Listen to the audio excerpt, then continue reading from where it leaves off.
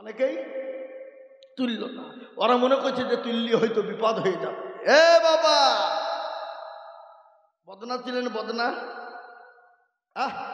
এ মুরব্বী কি গো, বদনা ছিলেন? কি বলেন আপনারা, বদনা বলেন না লুটা? বদনা। বদনাই করে পানি নিয়ে মাঠে গেছে কি করতে? পায়খানা করবো। পায়খানা করে পানি খরচ করতে গিয়ে দেখছে বদনা ফুটো পানি নাই। যা বলে কাল মুর্শিদাবাদ থেকে আজিজুল হক আইলো, তাই ঠকাইতে পারলো না। আরে বদনা তুই ঢুকে ফেললে, দাঁড়া কালকে কি করে ঠকাইছে আমি দেখবো।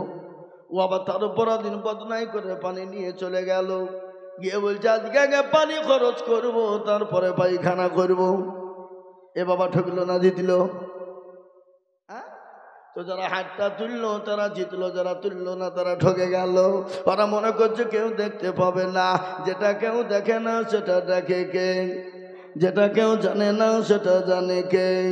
যেটা কেউ বোঝে না সেটা বুঝে কে? সবাই বলে আমি ভালো, আমি জানি কি আমার মনের গোপন খবর জানে আল্লাহ জি। আলোতে আধারে নির্জনেতে কথা কি করেছো তুমি সব জানে সে।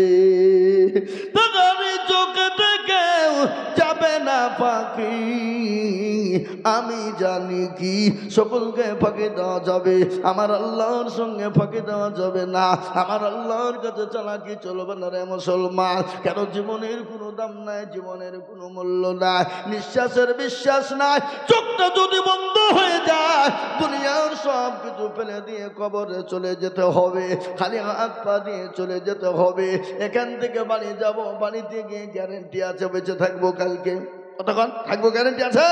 কোনো গ্যারেন্টি নাই। চোখ দুটো বন্ধ হয়ে যায় পরকাল, আর চোখ যদি খুলে যায় ইহকাল। ও মুসলমান, বিশ্ব নবী বলে গেছে আমার উম্মতি একবার যদি জানতো কবর কোন জায়গা, কবর বড় কঠিন, মানুষকে মারা গেলে মানুষকে কবরে রাখতো না। ও মুসলমান ভালো করে শুনেলেন, মানুষ যখন মারা যায় 5 দিনের মাথায় তার হাতের আঙ্গুলের কুনি গালা খুলে খুলে পড়ে যায়, 10 দিন পর মাথার চুল গালা খুলে যায়, 15 দিন পর পেটটা তার ফুলে যায়, 20 দিন পর আপনার পেটটা ফেটে যায়, 25 দিন পর খবর নিয়ে দেখো রে মুসলমান এখনো পর্যন্ত কবরের বাস পচে না। কিন্তু তোমার আমার শরীরের এত দাম, এত মূল্য, এ শরীরে কত সাবান কত শ্যাম্পু ব্যবহার করেছি, কত আপনার রোমান্টিক কি বলে আমরা জিনিস ব্যবহার করেছি, কত ফেসওয়াশ দামি দামি ব্যবহার করেছি। খবর নিয়ে দেখো খবরের কোনো রকমের কোনো গৌরব চলবে না, অহংকার তাকাব্বুর চলবে না। তাই তো কবি বলেছে রব যৌবনে যদি থাকে অহংকার, গরস্থানে গিয়ে দেখো হাল কথাকার।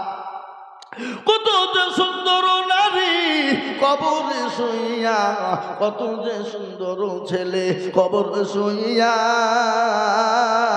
রোগ যৌবন গেছে তাদের মাটিতে মিশিয়া। যাহাদের রূপে রূপ গর্বিত ছিল, তাহাদের রূপ দেখো মাটিতে খাইল।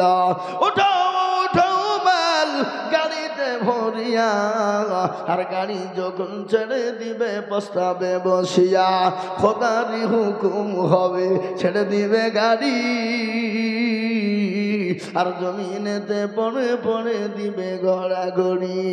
মুসলমান গো, এখনো পর্যন্ত কবরের বাস পচে না, কিন্তু তোমার আমার এত সুন্দর দেহর মাংস খুঁজে পাবা না। হাড় পড়ে আছে, হাড় পড়ে রয়েছে, হাড় ছাড়া কোনো খুঁজে পাওয়া যাবে না।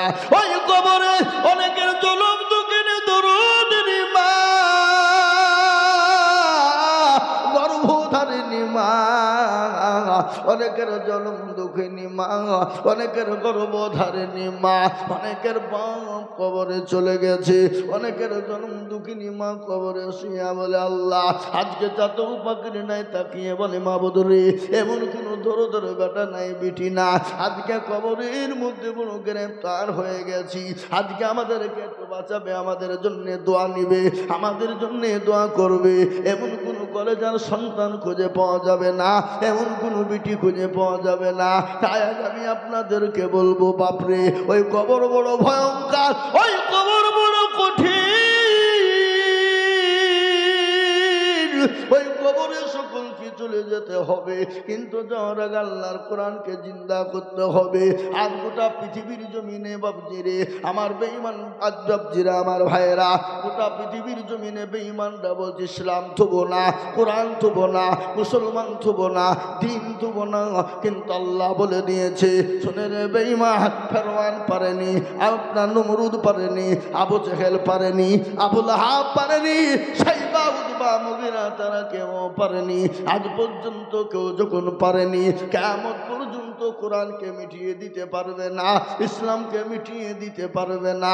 একবার হাতটা তুলে আমার আল্লাহকে দেখিয়ে বলুন ইনশাআল্লাহ।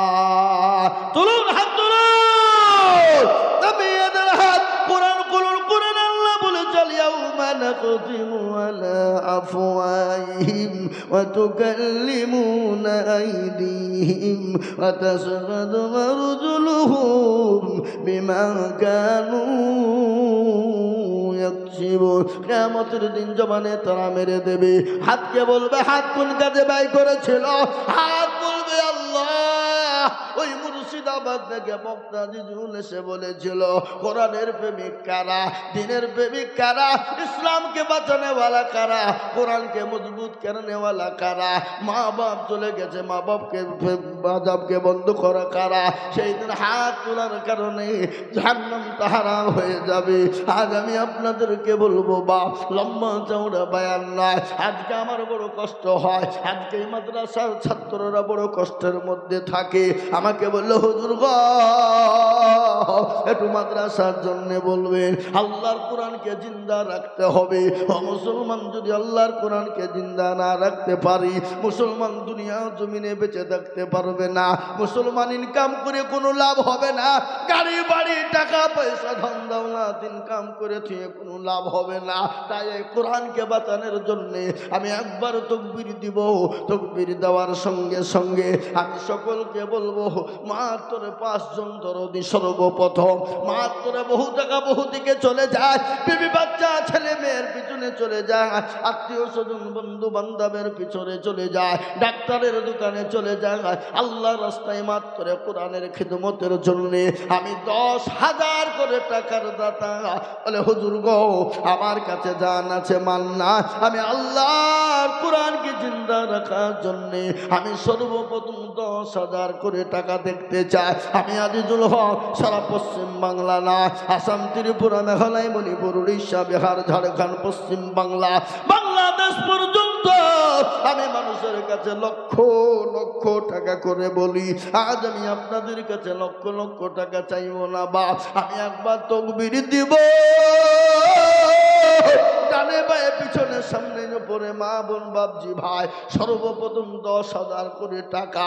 বলে হুজুর গো আমার জন্ম দুঃখিনী গর্ভধারিণী মা হাত কবরে শুয়ে আছে, যে মা 9 মাস 9 দিন আমাকে গর্ভে করে নিয়ে বেরিয়েছে, যে মা 9 মাস 9 দিন আমাকে কষ্টের পর কষ্ট, রাতের পর রাত, দিনের পর দিন, দিনকে দিন মনে করেনি, রাতকে রাত মনে করেনি, ওই জন্ম দুঃখিনী মা কবরে শুয়ে আছে গো হুজুর। ওই মায়ের নামে আল্লাহর কোরআনকে জিন্দা করার জন্য আমি 10,000 টাকা দিব।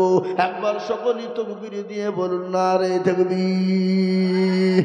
ইনশাআল্লাহ এই মজলিসের ভিতরে সর্বপ্রথম 10,000 টাকা দিয়ে আল্লাহর কোরআনের জন্য আপনার মা বাপের নামে সর্বপ্রথম 10,000 টাকার দাতা। একটু হাতটা উঁচু করে একজন বলুন ইনশাআল্লাহ।